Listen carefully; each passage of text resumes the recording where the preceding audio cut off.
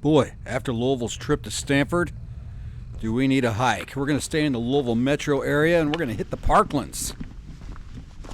This trail is just about 1.5 miles, but we're going to do a little bit more than that with some back around. By the end of the day, we'll do over 3 miles, I bet.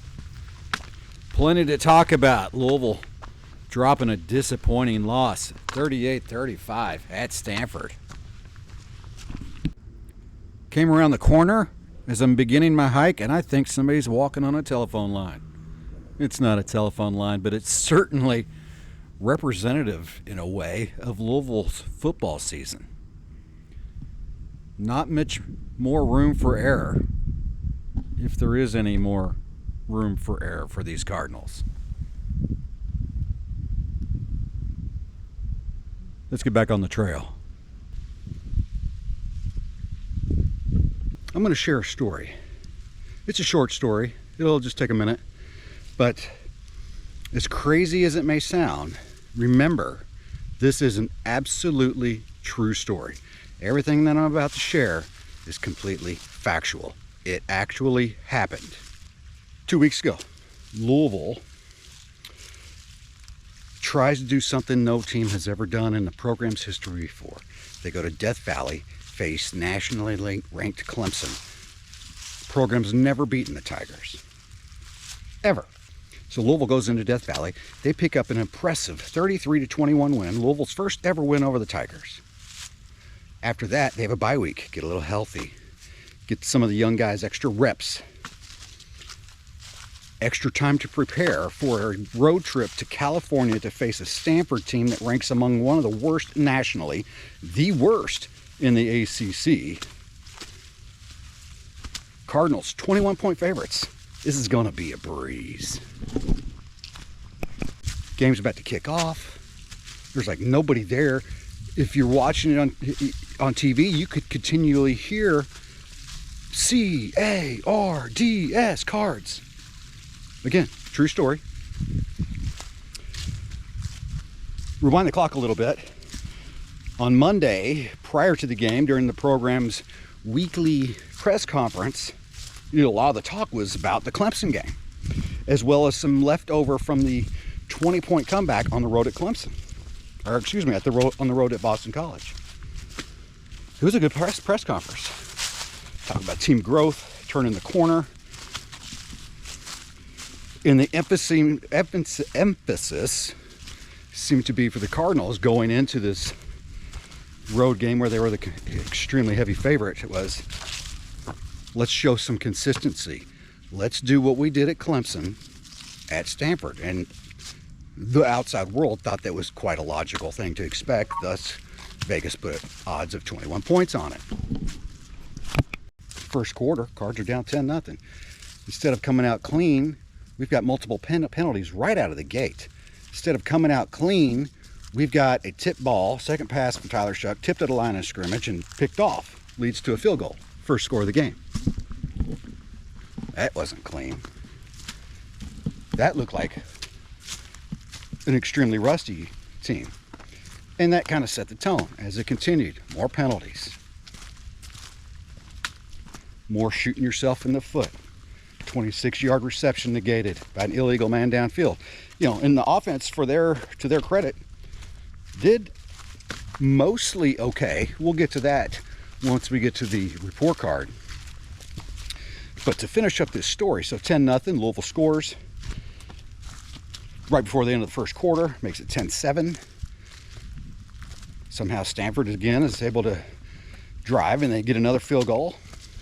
But Louisville's offense responds with back-to-back touchdowns and grabs an 8-point lead at the half.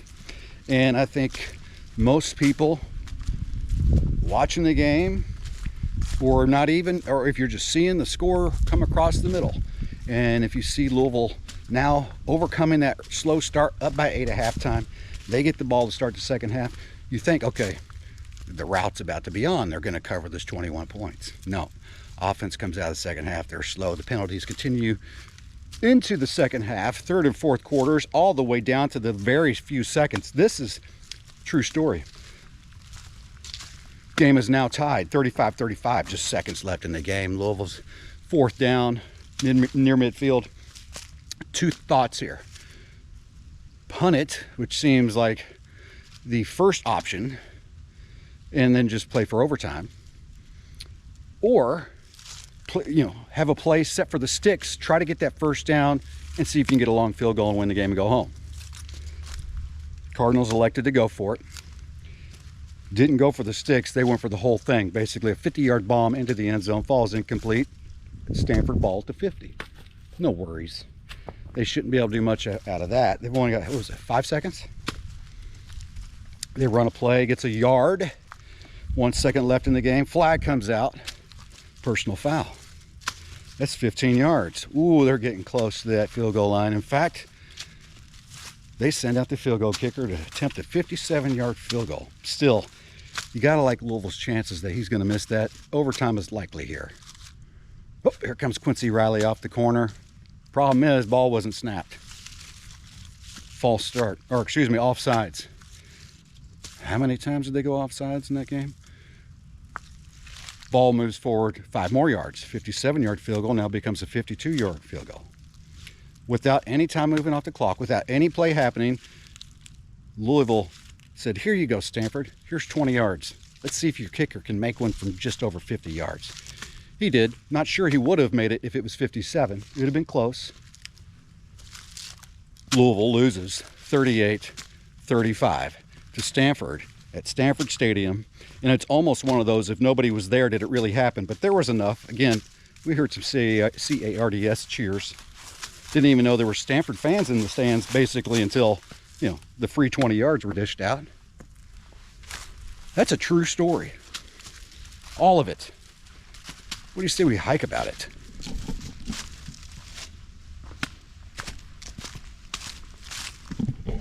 That story actually went on a little bit longer than I initially anticipated. But as you know, I left a lot of details out. So there's a lot to discuss. Should we get to the likes and dislikes right out of the gate? First of all, well, I was going to say there's nothing to like, but that's not true. So let's get to the likes and dislikes. Maybe there'll be just a like and a bunch of dislikes.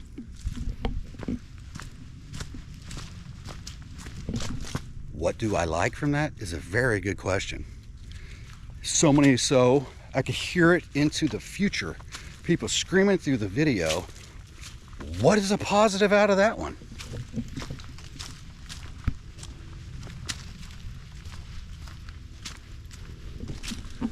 Duke Watson.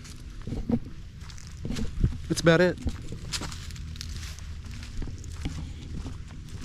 But what does Duke Watson do? His opportunity said, I'm knocking. It's an unfortunate knock. Your buddy, your teammate, one of the team's star performers thus far, just went down. But I need to knock on your door, and you need to fill some shoes.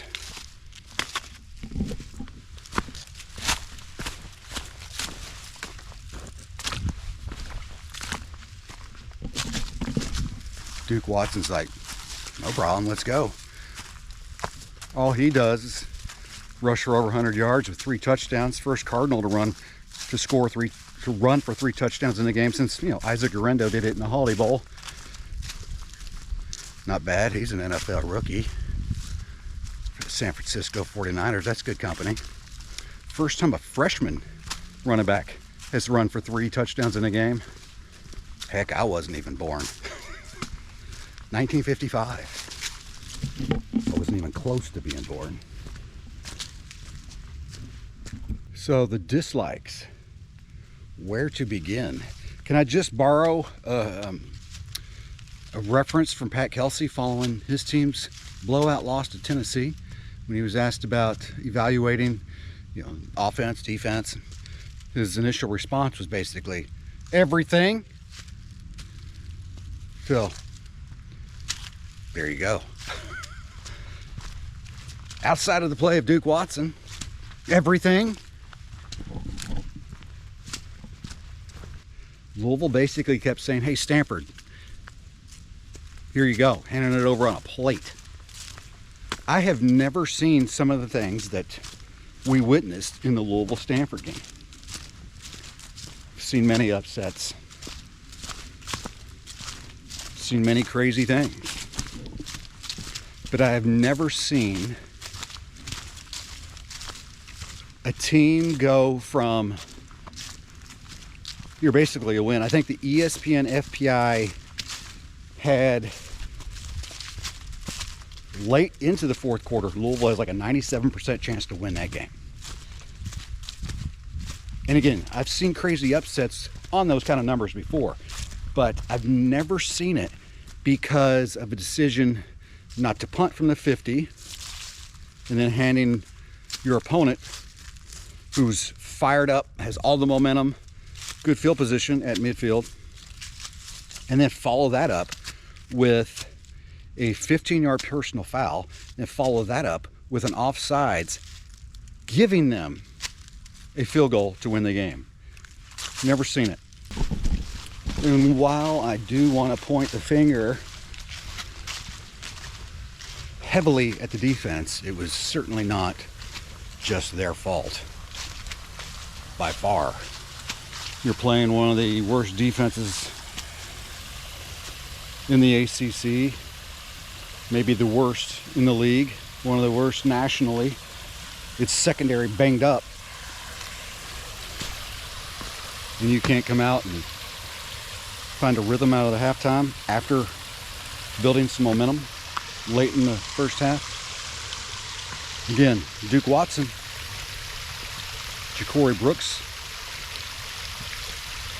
Chris Bell, statistically all had fantastic games. Bell, Ja'Cory Brooks, both 9 catches.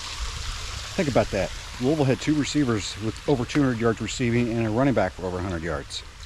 Cardinals lost that game. Should have included that as part of my true story. That's something else I don't like. Really don't like. We're still hearing the same things. It's my fault. It's the coach's fault. And it's not always, but I do commend Jeff Brom and his staff for taking the blame and putting it on their shoulders, because at the end of the day, that's where it does belong.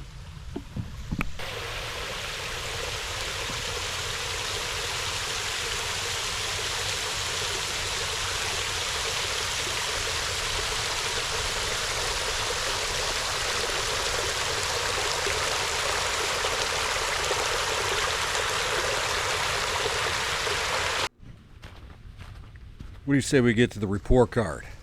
It's not going to be a pretty one.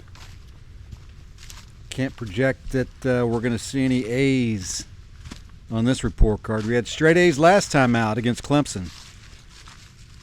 Not seeing it this time. Let's get to the report card.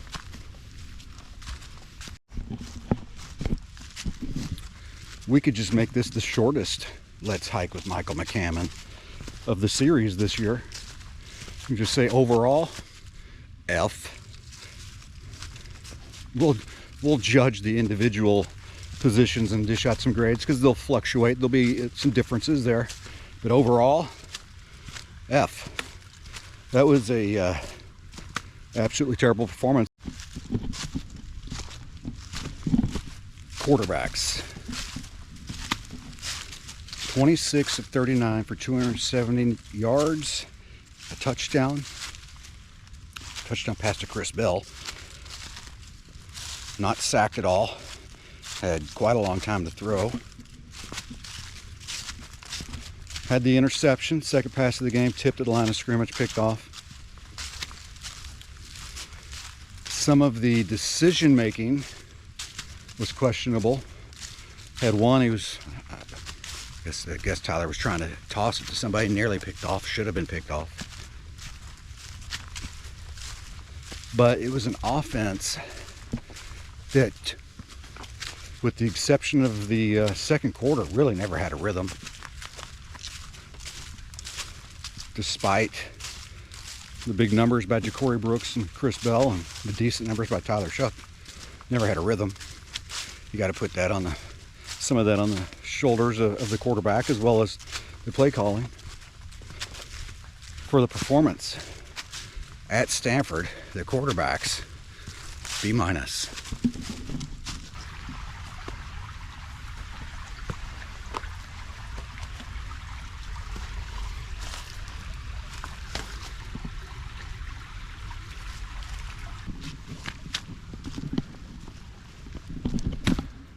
running backs. Really wish they would have been able to get that ground game going earlier on instead of coming out slinging the ball, which, again, pass number 2, tipped, intercepted. It's easy to say now, but would love to have seen them kind of focus more on the ground game to open that game at Stanford. But Isaac Brown goes down, out for the rest of the game. Duke Watson rises to the occasion. 11 carries, 117 yards, and 3 touchdowns. Long of 68. When the Louisville offense needed something in the third quarter as they were sputtering to do something, he was just like, let's go. Boom. Found a seam, he was gone. 68 yards. Unbelievable day for Duke Watson. Kewan Brown contributed. Donald Chaney had a touchdown. Overall, the performance against the running backs, overall, the running backs' performance at Stanford, I'm going to give them a B. I want to go a little higher, but the injury to Isaac Brown, the loss, it's as high as I feel like I can go. But again, amazing performance by Duke Watson. If Louisville's able to hang on both those true freshmen and bring them back as sophomores, that ground game, those are some 2 talented dudes that could really cause some issues if they stick together and continue to be a nice pairing. So running backs, you're pretty much the star of the day when you get a B.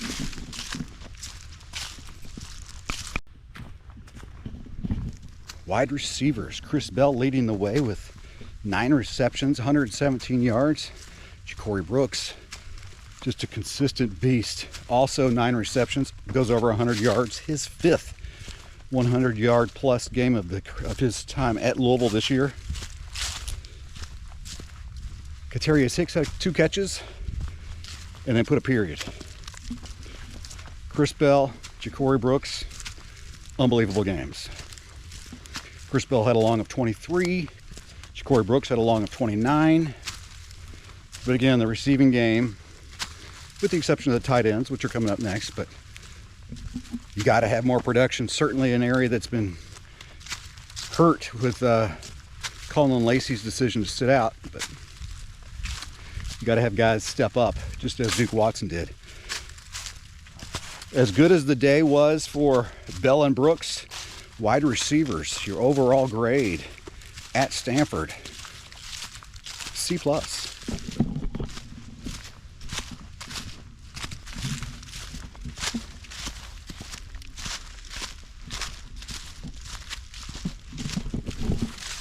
Tight ends. Mark Redmond, 3 catches. Nate Kariski, 3 catches. Both were just a shade under 20 yards. Nate Kariski also on the special teams had a short kick come his way and he returned it 23 yards. Decent day for the tight ends for their performance at Stanford. The tight ends, we'll give you a C+. Offensive line, the dudes, it's like strength by subtraction. I mean, as the offensive line's gotten banged up and they've kind of whittled it down to 5.5 guys, 6.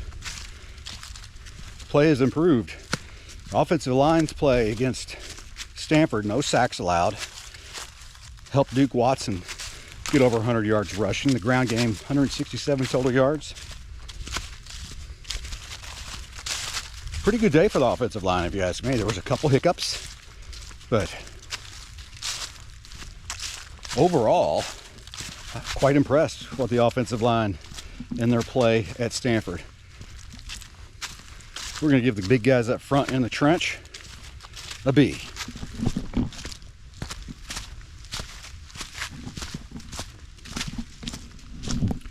Defensive line.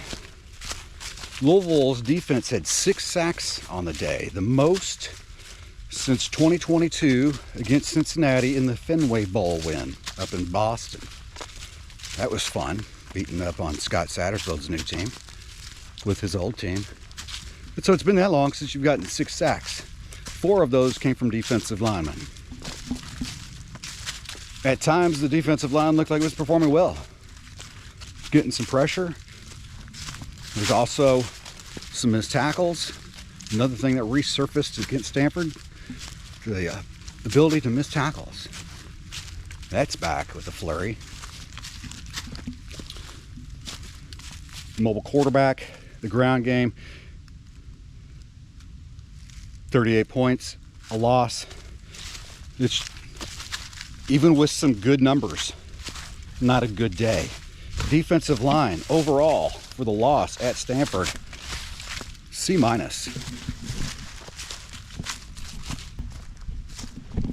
Linebackers, TJ Quinn sets a new career high with 13 tackles. It's quite impressive. Dan Foster with a big day, big sack. At least it was at that moment. I guess Stanford could have added another score. Maybe it wouldn't have been such a late second victory, but anyways, good. So he gets credit for that good sack. As I start going off on a little tangent. But again, you have to look at the overall picture of the defense, and it's not just the numbers on the sheet at the end of the game. It's an embarrassing loss. Everybody contributed, including the linebackers. Linebackers for the play at Stanford, also a C-.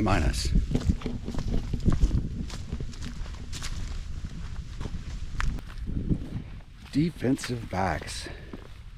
Corey Thornton, great game, highest rated defensive player. Loved the takeaway for the interception. Huge play, at least it was at the moment. Beyond that, Tayon Holloway with the 15-yard personal foul penalty with 1 second left on the clock. That gave Stanford a push into near field goal range. They were going to attempt a 57-yard field goal. All-American Quincy Riley then jumps early, another 5 yards, makes it a 52-yard field goal, game over. Quincy Riley got burned deep. Not a good day for Quincy Riley, not a good day for a number of the guys in the secondary. Defensive backs for the overall performance at Stanford, D-.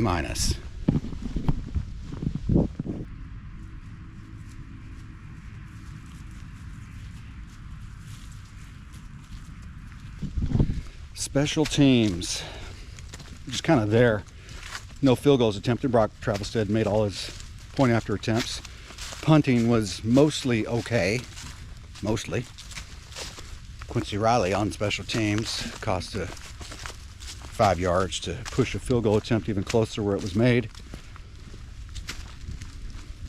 You could take note of a couple returns. One of Ja'Cory Brooks, Nate Kariski's return. Overall, against Stanford, special teams, B-. Or does the Quincy Riley offsides drop it into the C range?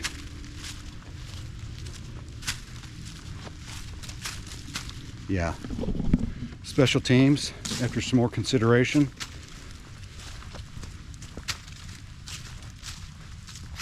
We're going to go with C-. That 5-yard penalty is huge.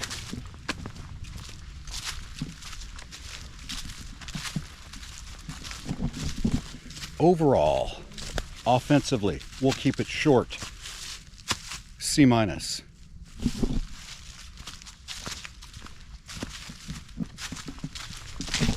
Overall, defense, also keeping it short.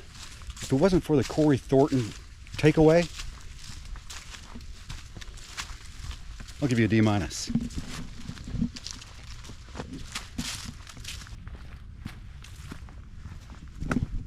Coaching staff.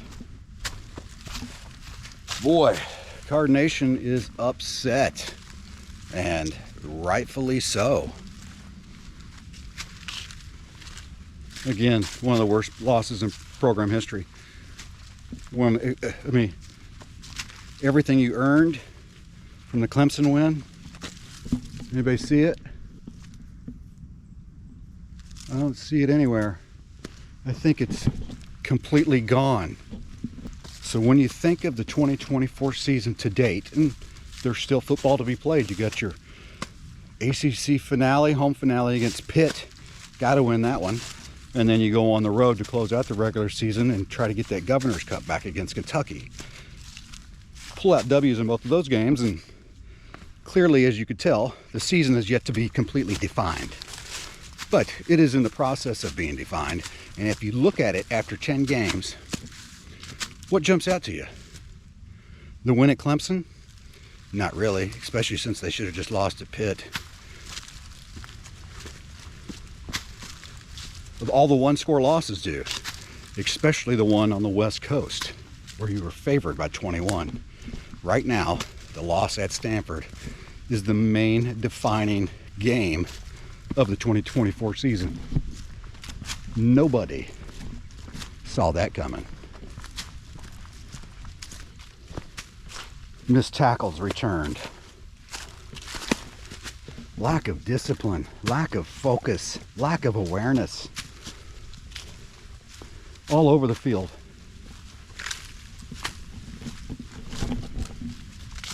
And as Jeff Brom said after the game, that's on me. Players certainly contribute to that. But yeah, when you're the head coach and when your coordinators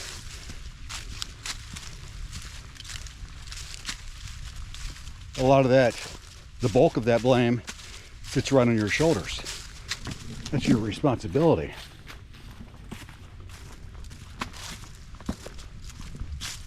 Last time out,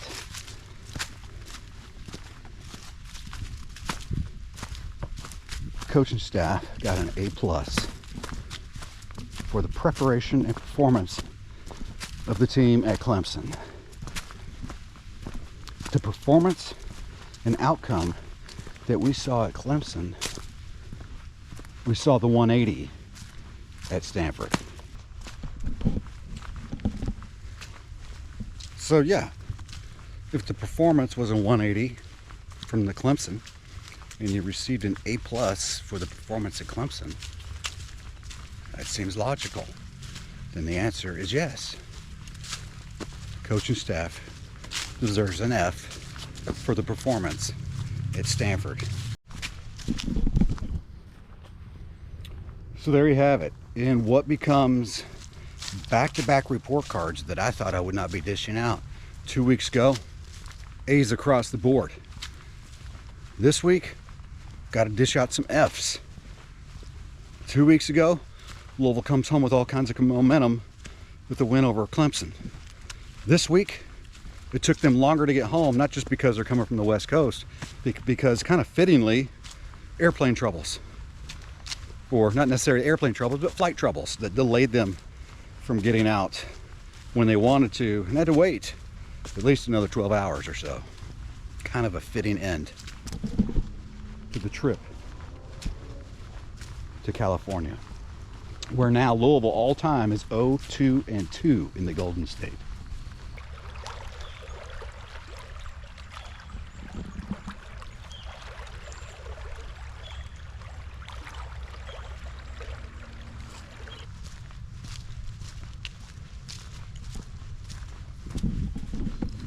Well, this wasn't a fun one, but thanks for going hiking with Michael McCammon.